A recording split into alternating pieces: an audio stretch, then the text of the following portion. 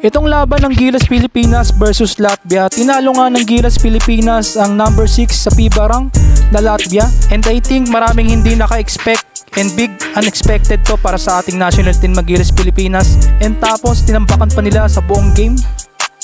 And based sa nakita kong game, tinalo ng Gilas Pilipinas ang Latvia, mapa-opensa man o depensa. Pero punta muna tayo sa opensa mga boss.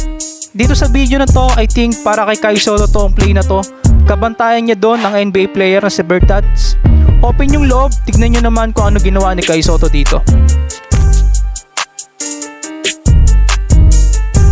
So yun, medyo malakas nga lang yung pasa ni Chris Newsom doon, no?